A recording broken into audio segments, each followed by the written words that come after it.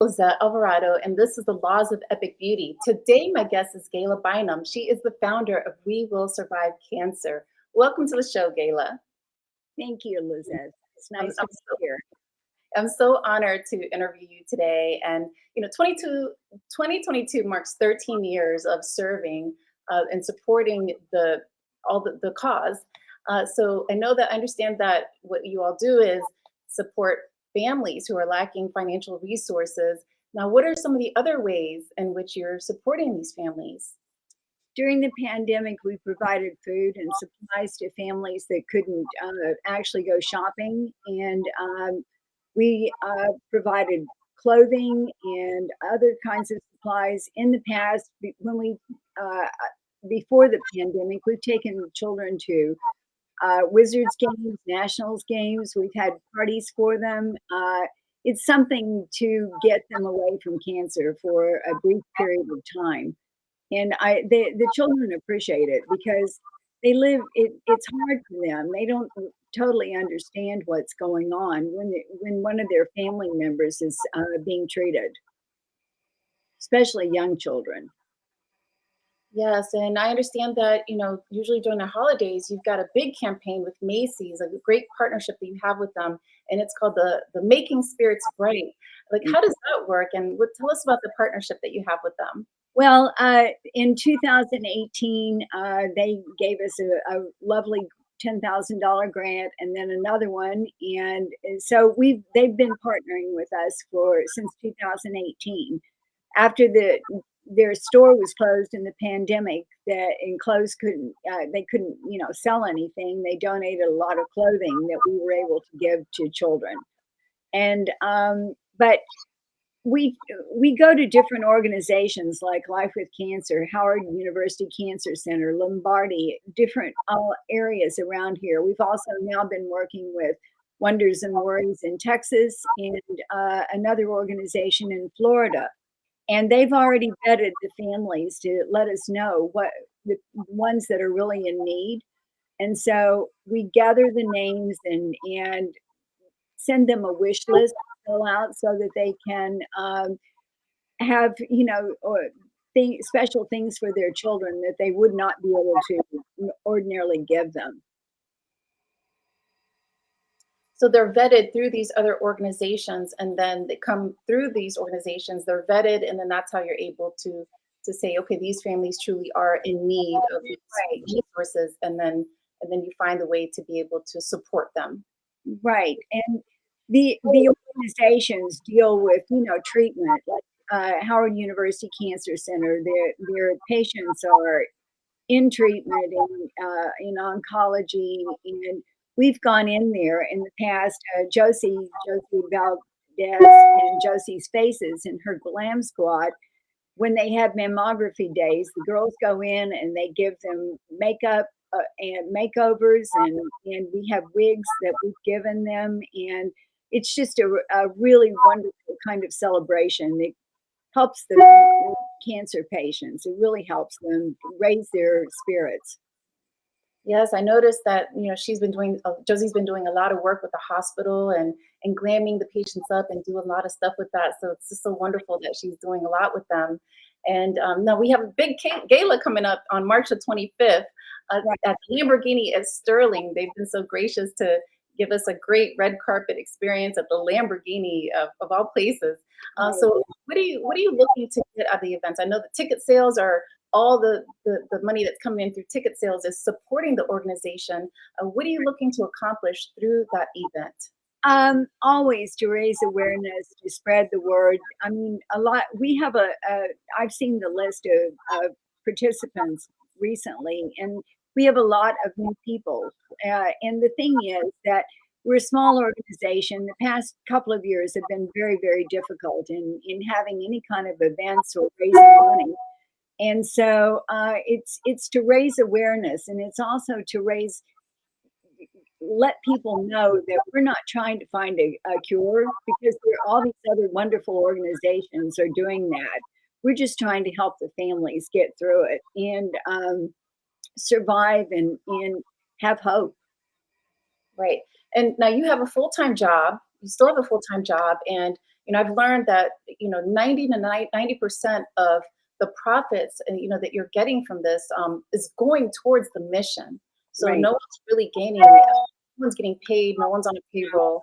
It's No. all going towards the cause. Yeah, no one's paid on the board, and it's all completely volunteer and like-minded people that are interested in helping and supporting families, and so many people have been affected by cancer, and whether it's personal or it's in with family or friends, and especially the last couple of years. I mean, it's just been, it's been a devastating time to live through for some people. So we just, we want to provide a little special thing to always that's positive to give people hope.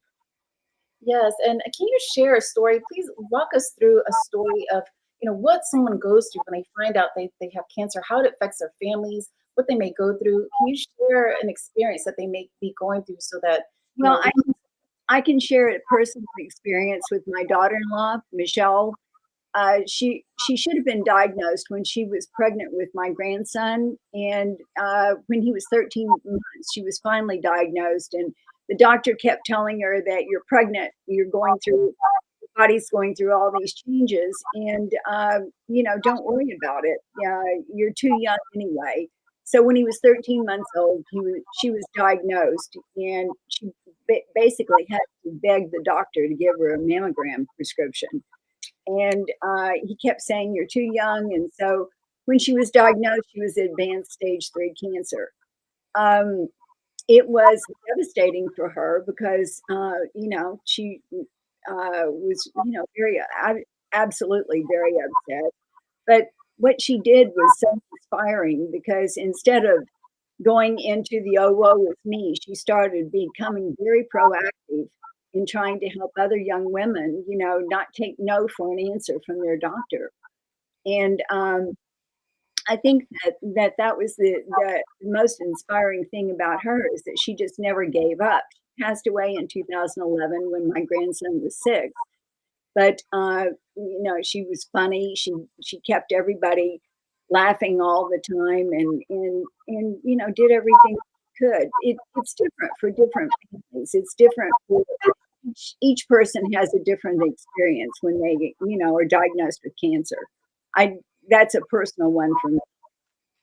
Yes, yes, and it's hours and hours back and forth to the hospital, full days of receiving treatment, and it can really take a financial burden on a person. So, we need organizations like what you're doing to be able to help and support these families because it can really drain, finances and take a toll in every which way, shape, and form, emotionally and physically. And Well, so, the lucky thing for her was that she had great support from my son and her mother and father. And she was never alone in chemo. There was always somebody there who was there with her. In the early days of her diagnosis, she'd be in chemo maybe 6 hours and would find these young women that their husbands had left them because they no longer had their hair, eyelashes, eyebrows, fingernails, toenails, and it's not what he signed up for. So they'd leave, and some of them didn't have insurance or transportation. And Michelle, in those early days, would leave her own chemo treatment and drive them home. So I had never really known anybody with cancer before her, and the education in the what I picked up from the way that she supported people was just very, very inspiring to me.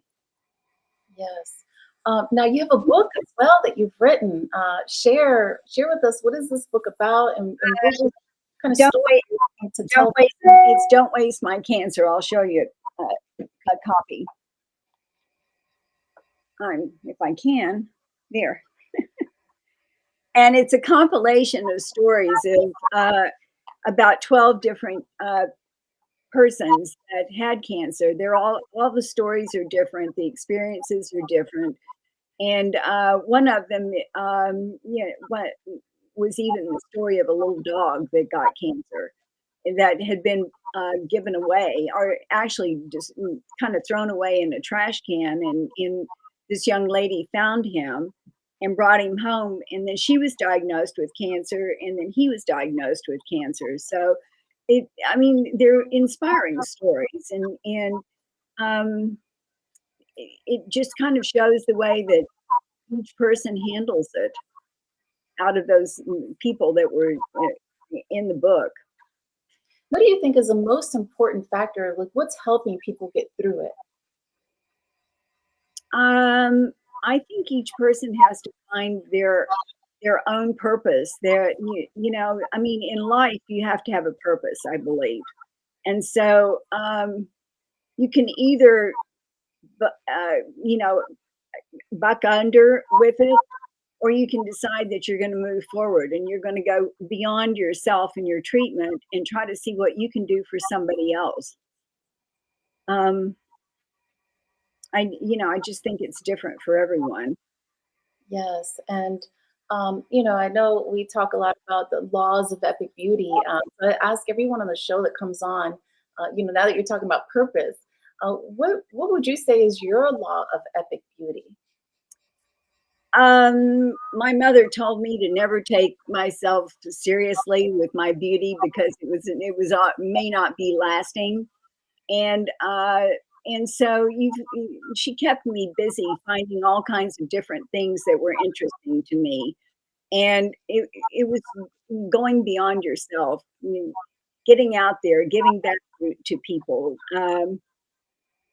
forgiving, finding your purpose. Everyone has a purpose in life. That we're all for a reason, and finding out what it is really very important, I think. Yes, purpose is everything. And, you know, I think it's so important to be able to find that. And, you know, through the show, I hope that, you know, some people can find some inspiration to be able to connect to their own inner layers of beauty. I think it's so important. My biggest thing is to find something to celebrate every day, even if it's you didn't even get out of your pajamas and you watch TV. You know, just celebrate that. I mean, it's a blessing to be able to enjoy the day in that way, and you know, don't beat yourself up. So yes, I do believe that finding purpose is extremely important, and you know, it's a very important thing. Find your purpose. Well, and also, I think it's very important to try to get out of bed, get dressed, put your makeup on, be ready to go for the day because you never know what the day's going to bring you. I've been doing that through my instruction, I guess, from my family, but I don't even go to my trash can without my makeup on. So, Yes, every time I've seen you, you look it's absolutely amazing. Well, you're right. There's something about that. It's you know, when I just put on my makeup and I have nothing to do, it does something. I don't know. It's just the little things. And yeah, it inspires you to do something better for the day, I think. yes, it truly does. And, you know, Gayla, I thank you so much for being on the show. We have 15 minutes here. I'm excited for the event coming up on March 25th. We still do have tickets left. So those who are watching, please go to the link below at Eventbrite. We will survive cancer annual gala event this year on March 25th at the Lamborghini of Sterling. And, you know, we're always accepting donations, as we said on the show. You know, 90 to 98% of that goes towards the cause, and you know, the little bit left just, you know, pays for some admin, printing, paperwork, things like that. So I'm so grateful to have you on the show, Gayla. I truly admire you. I've always admired you from a distance, Oh, and well, thank thank you you. so much for being here. And I'm excited for what this year has to bring as we start to kick off more events. Thank you so much. It's been a pleasure to visit with you. Yes, thank you so much.